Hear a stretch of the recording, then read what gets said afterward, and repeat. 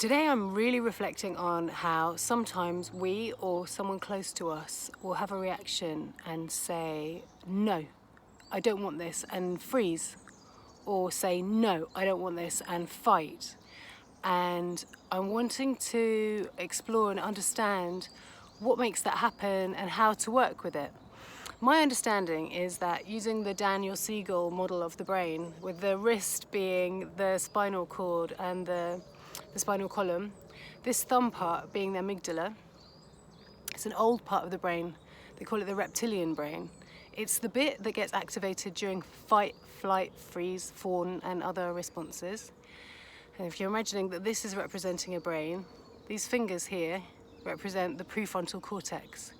This part here, in the situation that I'm thinking about, is kind of a young part. It's a young part that's scared, and maybe that child had a really scary time and is being triggered again. So this idea of thinking about different parts of us, I learned that from Internal Family Systems from Richard Schwartz, and I find it really helpful. So I find it really helpful to say, this young part of me is feeling very frightened and just wants to put the brakes on and say, no, I'm not moving forward. And this prefrontal cortex part, you could imagine, is the more experienced part, the part that's seen things before, the part that got a bit of perspective, a bit of context, and says, oh, maybe things will be okay because maybe things were okay last time. And when we're triggered, that part, that way of thinking is not available. It's just fight, flight, freeze. So when we're in that state, or someone we're close to is in that state, it's really hard for them to think and rationalize and move out of that state.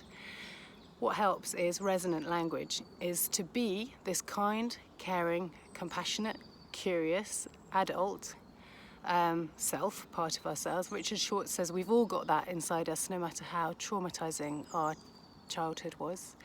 So we can talk to ourselves as though we were a kind adult talking to a younger self. And what that younger self really needs to know is they make sense. When we know we make sense, our nervous system can start to regulate. We don't need to fight anymore. So, and Sarah Payton uses this example of when a baby is close to a balloon popping, for a second the parent's face goes, to show the baby, of course you're scared, you make sense. So resonant language would be to ourselves when we're triggered, or to a triggered person who we're wanting to help. Makes complete sense that you feel that way. Yeah, of course you're scared. This situation makes sense. You make sense. And then this calming can start to take place.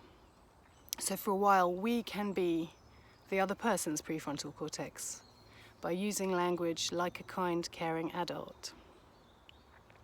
And we can start to actually build neurosynaptic connections between the amygdala and the prefrontal cortex, which some of us, if we didn't have those kind, caring adults, might not have grown in early years.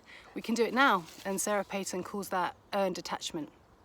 And the aim is to be able to self-regulate and say, whoa, I'm completely freaked. How am I going to calm down? Or if you're going to be with somebody who's in that situation, yes, it makes sense that you're freaked right now. Makes sense. And then maybe guess some feelings. Are you feeling frightened? Are you feeling alone? One of the key feelings all mammal, from early mammals experience, is alarmed aloneness. If a mammal baby gets left alone, that's the part of their brain. Jan Panksepp discovered these brain circuits, the part of the brain that will get activated, alarmed aloneness. Are you needing? And then we move into the language of needs, and this really starts to calm. Are you needing? We can make some guesses. Are you needing safety? Are you needing belonging? And as we make those guesses, the part of our brain that's seen things before, knows that maybe things will be okay actually, can start to come online again. So using resonant language, you're resonating with the other person to help them to calm.